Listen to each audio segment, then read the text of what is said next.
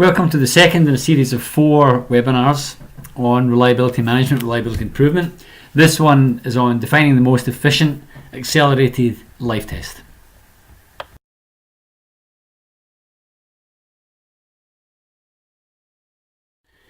The objective of an accelerated life test and high stress level testing is to take products beyond their normal use operational stress levels to try to stimulate defects. It may be we decide not to resolve every defect. If it's agreed perhaps a higher level of stress has caused the defect rather than the weakness of design or component. But generally, to optimise and minimise the time, we need to apply pretty high levels of stress well within the design limits. Testing is short, provides an excellent return on investment. Testing product, however, in the old style, 40 degrees C and ambient temperatures, nominal voltage levels with low humidity, really just tries to simulate field defects, and it's impossible to do that within a reasonable length of time. Requires very high volume sample sizes. Obviously any defects must be resolved if they are found at such low stress levels, but most process issues or process reliability issues are not detected. Component weaknesses are not detected unless they're very major issues. Testing is long duration and very poor return on investment.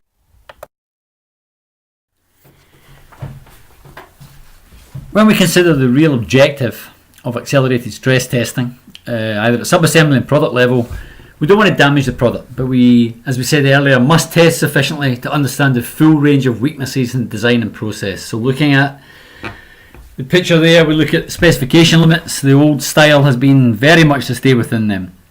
Try to simulate defects at low stress levels, never finding issues, and then trying to understand why so many issues in the field. Clearly out with the spec limits, we have the design limits which go quite some distance before you reach the destruct limits from a stress point of view, from thermal stress, voltage, humidity, vibration, etc. So to prove reliability, we've got to investigate via various types of high stress level testing being used either sequentially or simultaneously, then decide which issues we want to resolve. We want to stimulate these defects rather than avoiding testing by staying within only the specification limits and thereby missing issues. Now, many companies are under the very false impression that using simple halt or highly accelerated life testing, where they take very, very high stress levels simultaneously, many of it uncontrolled, performed on 2 or 3 units, will find all possible defects that the product's ever going to experience in its warranty period or even early part of its lifetime. And therefore there's no need to understand very detailed and exhaustive accelerated life test modelling. This is absolutely not the case, because the only way to run effective reliability measurement improvement programs is using the right tools to define the optimum accelerated life test, how to mix them, how long to run them for, to look at acceleration modelling, etc. And the key is to use the correct sequential and simultaneous stress tests to maximise our acceleration factors but provide sufficient defect stimulation. So going out with simulation but certainly not going to the points of destruction. And the old days of following the multi-stranded approach is simply not sufficient for today's complex electronics. Now, acceleration at high temperatures is generally well written, well known, using the Arrhenius equation. It's all about chemical reaction rates changing and increasing with increased temperature, and that relates to accelerating the hazard rate. So running accelerated stress testing is effectively a way where we can accelerate failures and then estimate from our respective time that we simulated in real life and making a prediction on reliability. Now, when we are getting into acceleration at high temperatures and using the Arrhenius equation, it can be rewritten in the manner showing where it's an exponential model and we have activation energy, we have K as Boltzmann's constant, and we have 2 test temperatures, or 1 test temperature at high temperature and 1 would be perhaps our normal or lower temperature test. That will give us an acceleration factor, and that will be equivalent to the ratio of failure rates at these temperatures. Experience shows that activation energy can be 0.6 to 0.65 electron volts. That can apply to computers, tablets, monitors, similar electronic products. Boltzmann's constant is 8.617 times 10 to the minus 5 electron volts per degree Kelvin, and therefore we can use the simple Arrhenius expression for acceleration factor, and we can project failure rates with it at other temperatures, which clearly is our objective. Now, activation energies, as probably most people know, can vary significantly. A lot of work's been done by the semiconductor industry where they have measured at different temperatures, hazard rates, etc. for different failure mechanisms, and as a result estimate acceleration factors and the activation energies. And we see with different defect mechanisms, different components, then generally the activation energy is extremely different, and that makes a big difference in how we actually measure our acceleration. If we look at this table here, it's very easy to see. If we are running at 50 degrees C, some accelerated life test, and the normal customer usage temperature is perhaps 25, then depending on the activation energy, we would get acceleration factors ranging from perhaps 2.5 up to 20.4. If we ran it to 75 degrees, relative to 25, it goes from 5.4 up to 269. Now, obviously, as an exponential model, as activation energy increases and as temperature gets very high, the respective acceleration factors get extremely high also. And it's very key that we don't over-assume and that we don't use too high an activation energy. We must be conservative on what we use, otherwise we're going to make some very incorrect statements. Now, with activation energy, many companies do select too high a level to try and maximise their test acceleration factors, and in many cases that allows them to reduce sample sizes. It will produce erroneous data, especially when test temperatures are high, as we've shown in the recent table. Now, activation energy selected should of course represent your dominant failure mechanism, but when you don't know what that is and there are potentially multiple failure mechanisms within a complex product, a more conservative approach should be used. Average activation energies for electromechanical type products range from as low as 0.45 to 0.7. Hence, the analysis of the test data will be significantly different. Now, when we add humidity to high temperature, this can then greatly accelerate our failures, enabling shorter duration tests. Because electronics react to high temperature and high humidity with failure rates 2 to 3 times higher than the same temperature with normal humidity. Now, we know that a lot of companies such as Samsung, Sony, etc.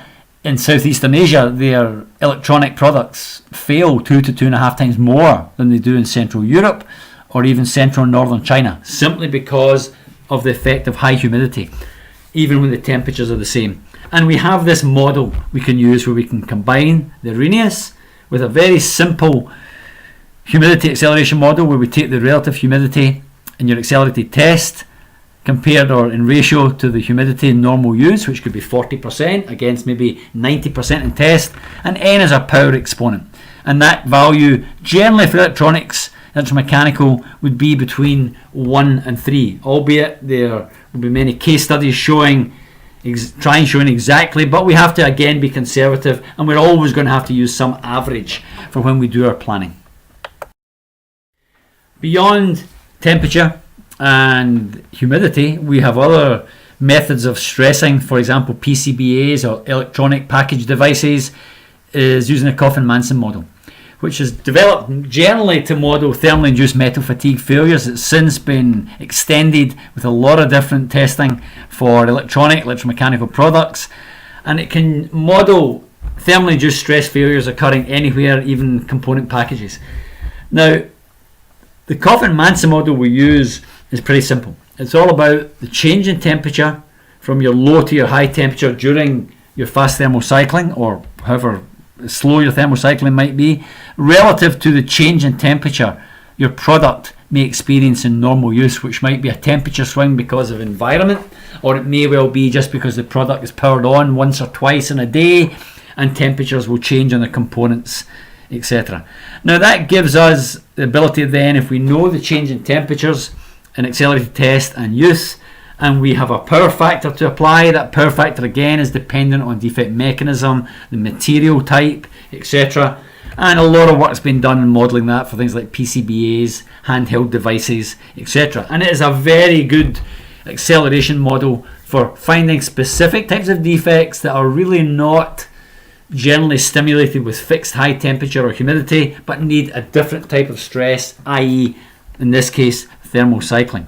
We get further acceleration from the fact that if our product in the frequency of temperature cycling changes in use, small f in use, may only be 2 or 3 in a day, if we do, for example, 48 thermal cycles in 1 day and 24 hours in our accelerated thermal cycling test, then again we've got an acceleration factor for the number of cycles. So it's a very useful tool to use for, again, planning accelerated testing and putting in elements of your acceleration factor modelling for the type of defects we'd find in a thermal cycling type test. In this example of applying thermal cycling in the accelerated life test profile, we've got a profile where we're going to use thermal cycling, and we're going to follow it by a period of high temperature, high humidity testing to try and maximise the defect stimulation. One test is done sequentially to the other on the same products. In this case, the unit powers on and off on average 2 times per day in normal use, and the temperature change during these power off and on is only 20 degrees C. In the thermal cycling stress test, we may be running between minus 20 and 80 degrees C, so we have a temperature change or delta of 100 compared to 20, and we may be able to do 48 cycles within a 24-hour period because we're doing fast enough temperature cycling, and our components and key parts of the key sub-assemblies change temperature quick enough to give us this 100 degrees C delta within a given time period that allows 48 cycles within a day.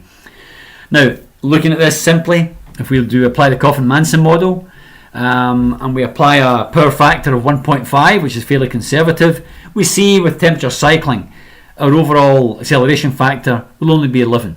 But then when we're doing 48 cycles compared to 2 in normal use, we get another acceleration factor of 24 times. So the overall acceleration factor in that would be 268. So by doing 24 hours with very fast ramping temperature cycling from minus 20 to 80, the model basically tells us that's equivalent to 268 days in normal benign use when the product is doing very low temperature change and only being cycled twice a day, so practically nothing's happening to it. Whereas in thermal cycling, we're being quite aggressive for trying to stimulate defects and accelerate failure. In temperature and humidity, yeah, we're using the same model as before. We've got our humidity exponent, we've got activation energy, we apply it, and we see there an acceleration factor of 125. So all of that allows us to actually start to develop what we think would be the right type of test to simulate a given time period in the field. Now, when these electronics or PCBAs are stressed fully with the sequential stress testing of thermal cycling, then high temperature and high humidity, we are saying each 24-hour period can simulate 26 or 268 days of use. Each hour test at 85 degrees C and 95% humidity, relative to the very benign environment it sits in, would simulate 125 hour in normal use. So overall, a 24-hour thermal cycling test, if we follow it with this 168-hour temperature humidity accelerated test, which is functional, will equate to our 268 days, and then we can add on 168 times 125 divided by 24 hours per day, which gives us effectively 875 days within that 1 week of testing at very high stress level compared to normal. In effect, we add them together and we can see that can get up to 3 years. So in theory, we can do a great deal with it, but we must also look, and it can be argued that differing failure types may be found in each stress test type, and overall simulation should be regarded as less than this 3.1 years. We might say to ourselves, to be safer, we might say that we're happy with a 2-year simulation and we run our test accordingly. I'd like now just to finish this presentation, and effectively we will happily take questions, emails, etc., and we'd be more than happy to go into this in more detail with anybody who was interested in this. Thank you very much.